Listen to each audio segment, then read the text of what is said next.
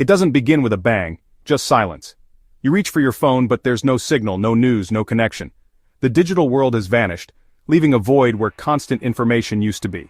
At first, you think it's a temporary outage, but calls and texts fail too. Outside, the world looks normal, but the invisible network that connects everything is gone. This isn't a drill, the internet is gone everywhere. Our civilization, built on a digital foundation, has lost its core. In this series, we'll explore what happens next, and how you can prepare for a world suddenly unplugged. Every part of your morning, alarm, coffee, news, bills, relies on the internet.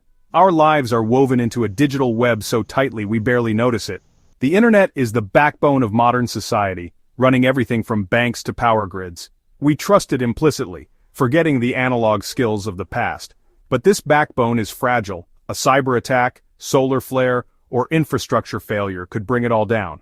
When it does, it's not just social media that goes dark. Food, water, and security systems fail too. Understanding this dependency is the first step to real preparedness. When the digital nervous system is severed, a cascade of failures begins. Financial systems freeze, stores close, and supply chains break down. Cash becomes useless without registers or inventory systems. Emergency services struggle, medical records vanish, and news is replaced by rumor. The domino effect is total, but survival is possible, with the right skills, mindset, and preparation. Let's begin the journey from digital collapse to resilience. The internet is resilient, but not invincible. 3 threats could pull the plug: a massive cyber attack, physical infrastructure failure, or a government shutdown. A cyber attack could cripple the internet's core, targeting DNS and routing protocols. Physical failure, like a solar flare or severed cables, could shatter global connections. Governments might deliberately shut down networks to control information or during conflict. Each threat is real, and any could trigger a global collapse. Our connected world is more fragile than we think. Understanding these risks is key to preparing for what comes next. Imagine a nation-state launches a silent, coordinated cyber attack. Malicious code lies dormant in critical routers and servers, waiting for a single command. When triggered, DNS and routing protocols are corrupted. No website can be found. Data is lost in digital chaos. Confusion reigns as people realize it's not just an outage, everything is failing. News, communication, and even emergency response grind to a halt. The illusion of control shatters, the world feels broken. The digital silence spreads, and the consequences spill into the physical world. The war in code is over. The real crisis has just begun. Let's consider threats from the physical world. Undersea cables carry most international data. Damage from ships is common, but a coordinated attack would be devastating. It would be a strategic decapitation of global communication. Continents would be isolated. A solar storm could induce electrical currents in power lines and data cables. It would overwhelm transformers, causing blackouts lasting months. Data centers would go dark. The digital world would be silenced by a lack of power. There would be no refrigeration for food or medicine. The internet's failure would be compounded by the failure of every other modern utility. The blackout begins Tuesday, at 9 o'clock. Initially, nobody panics. Keyboards fall silent. Emails stop arriving. Video calls disconnect. People get up and chat. Someone jokes about the bill. In coffee shops, the Wi-Fi is down. The barista can no longer take credit card payments. In homes, smart devices fail. The television can't connect. Calls won't go through. Your phone shows no signal. Confusion spreads. There's no way to get information. Is this citywide, national? Rumors spread. It is a mystery. By the second hour, the economic impact hits hard. The financial system grinds to a halt. The stock market is frozen. All forms of electronic payment are dead. Credit and debit cards are useless. Digital wallets, inaccessible. ATMs, silent boxes. Only physical cash works. This creates a stark division. Those with cash function, those without are powerless. Retail feels the force. Large stores close. By the 4th hour, transportation breaks down. Gas stations fail. Cars, trucks, and buses run out of fuel. The city's arteries clog. By the 6th hour, panic sets in. Roads jam, traffic lights fail, congestion turns to gridlock. The city becomes a trap. As the sun begins to set, the situation deteriorates rapidly. The failures are no longer isolated incidents. They're part of a cascading collapse that's spreading through every layer of society. The power grid, while still functioning in some areas, is becoming unstable. Grid operators rely on real-time data to balance electrical loads across the network. Without that internet-based communication, they're flying blind. They're forced to initiate rolling blackouts to prevent a catastrophic system-wide failure.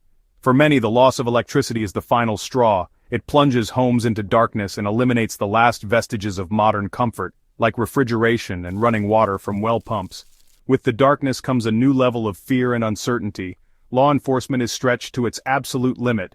Their communication systems like radios and dispatch networks are crippled. They can't coordinate responses effectively. Patrol cars are stuck in the same gridlock as everyone else, their fuel tanks running low. Emergency call centers are overwhelmed with calls that they can't properly route or respond to. The absence of a visible police presence emboldens those with criminal intent. Looting begins, not just for food and supplies but for anything of value. The thin veneer of civility, maintained by the assumption of order and consequence, is wearing away. Healthcare services are now in a state of crisis. Hospitals are running on backup generators, but they face a critical information blackout. All patient records are stored in digital systems that are now inaccessible. Doctors and nurses don't know a patient's medical history, allergies, or current medications. This makes even routine treatment dangerous, and complex surgeries nearly impossible. Pharmacies can't access prescription records to verify or refill life-sustaining medications for things like diabetes, heart conditions, or epilepsy. People are showing up at emergency rooms not because of injury, but because they're running out of the medicine they need to survive. By the 12th hour, the reality of the new world is undeniable. The systems we built to keep us safe and prosperous have failed. The breakdown is no longer a future possibility, it's the present reality. For those who weren't prepared, a feeling of helplessness takes hold. The government has been silent, not because it's hiding something, but because it, too, is disconnected and struggling to function. There will be no official announcement, no cavalry coming to the rescue. Every individual, every family, is on their own. The primary goal is no longer about getting back to normal, it's about making it through the night. As the blackout deepens, paranoia grows. With no news, people imagine the worst. Every siren, every shout could be danger. Families huddle, listening to the unraveling city. Isolation is a threat. The supply chain is broken. Stores are empty. Water is unsafe. Survival is the only purpose. The breakdown is complete. Society has unraveled. There is no money, no fuel, dwindling supplies. The illusion of resilience is exposed. In prepping, keeping a stash of cash is common advice. The logic? When digital systems fail, physical money will be king. But this advantage is short-lived. Cash is a paper tiger. Cash has no inherent value. Its worth relies on a stable system. In a collapse, that system vanishes. Businesses won't accept cash for tangible goods like food.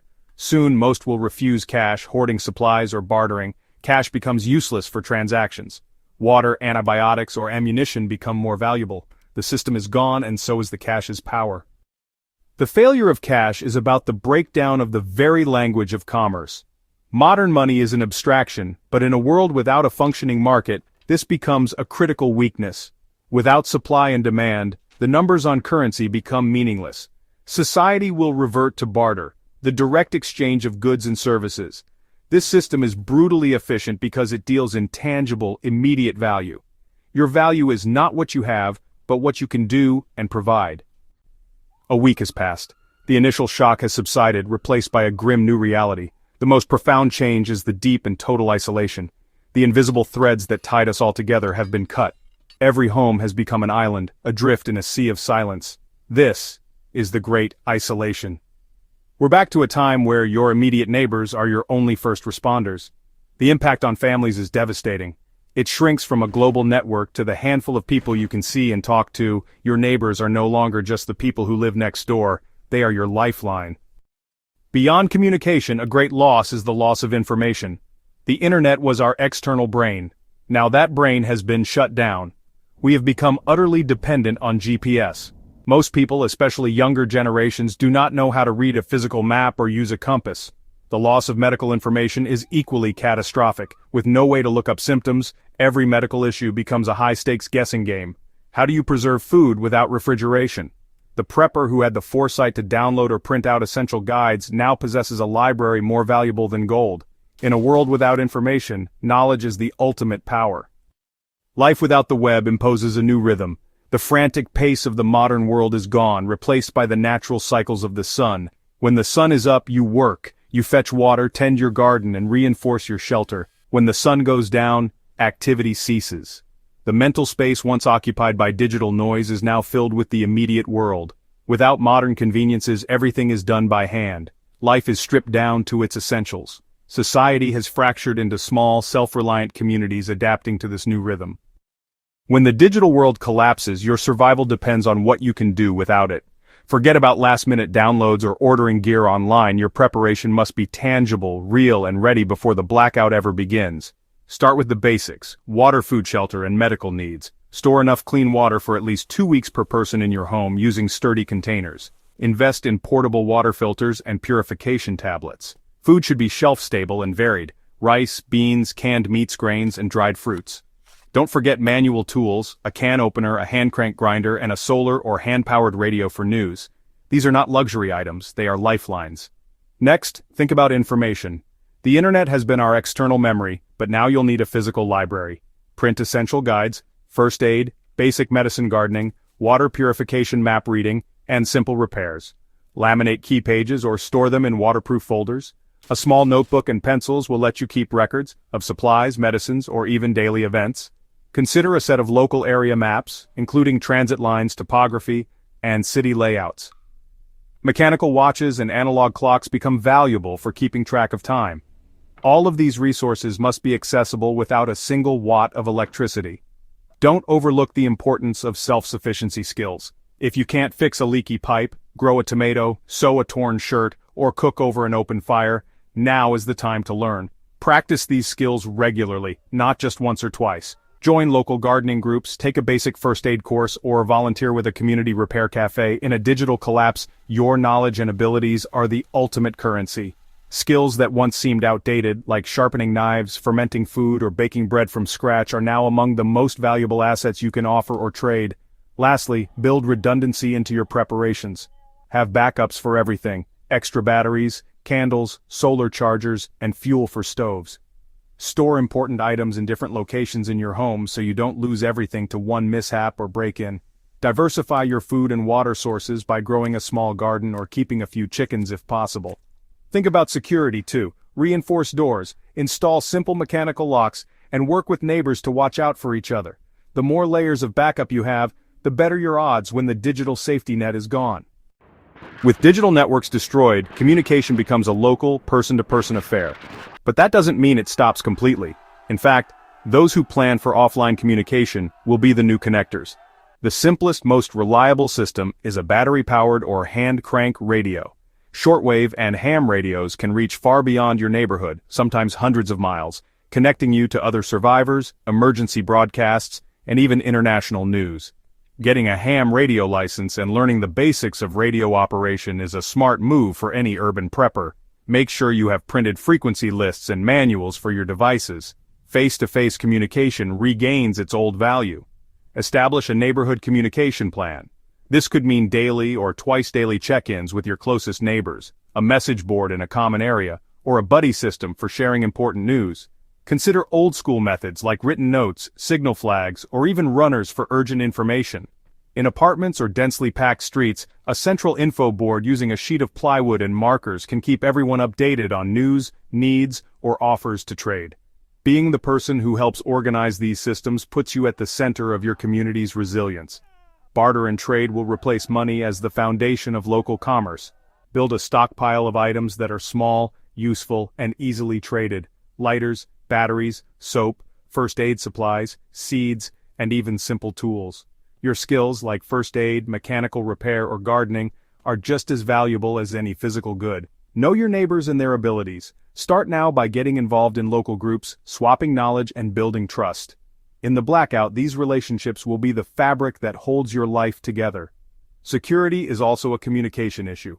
Without police response, neighbors must rely on each other. Organize patrols, set up a system for alerting everyone in case of trouble, and agree on signals for emergencies, like a whistle, bell, or flash of lights. Make sure everyone knows what to do and when. Trust and cooperation are your best defense against outside threats. The lone wolf mentality won't keep you safe in the long run. Only strong community bonds will. The sudden loss of the internet is a psychological shock as much as a physical crisis. The mind reels from the silence, the lack of news, and the constant uncertainty. The key to surviving the digital collapse is to regain your sense of control. Start by creating a daily routine. Structure brings comfort. Set regular times for meals, chores, check-ins with neighbors, and rest. Assign roles to each family member, no matter how small. Having purpose and predictability reduces fear and keeps panic at bay. Staying calm starts with accepting the situation. Don't waste energy on wishful thinking or false hopes that the old world will suddenly return. Focus on what you can influence: your home, your supplies, your skills, and your immediate community. Practice mindfulness techniques, deep breathing, stretching, or meditation to manage stress. When you feel anxiety rising, do something practical. Clean your tools, organize your stockpile, check on a neighbor. Action is the antidote to fear. Mental resilience comes from connection. Talk openly with your family and neighbors about fears and challenges. Share good news no matter how small. Celebrate small victories: a successful barter, a repaired tool, a meal cooked from scratch. Keep a daily journal to process your emotions and document your journey. If you have children, create games and learning activities to distract and teach them. Remind yourself and others that this new world, while hard, is not hopeless. Humans have survived worse. We adapt. Finally, remember that your mindset is as important as your supplies. Hope is a tool. Keep it sharp. Set small, achievable goals every day. Focus on progress, not perfection. Accept that setbacks will happen, but view them as lessons, not failures. The digital collapse is not the end of the world. It is the start of a new chapter where practical skills, strong relationships, and a calm mind make all the difference. Survival in this era is not about fighting the dark, but about learning to thrive within it. We've explored the cascading failure of our world and securing your physical well-being. But surviving is more than logistics. It's a psychological test. The greatest battle will be for control, calm, and hope within your own mind. Choose to master your mindset. Accept the new reality without surrendering. Resilience is built by choosing action, helping others, and finding gratitude. Thrive by being adaptable, clear-headed, and empathetic. True strength is staying grounded and holding on to your humanity. This is not an invitation to fear, but a call to action. Our over-reliance on the internet has created a critical vulnerability. We can choose to be prepared and resilient. The time to start is now. Each small action is a brick laid in the foundation of your preparedness. It is a chance to reconnect with the physical world and develop practical skills. This journey will make your life richer and more meaningful. You can be a beacon of calm and a source of strength in your community. Start building that resilience today.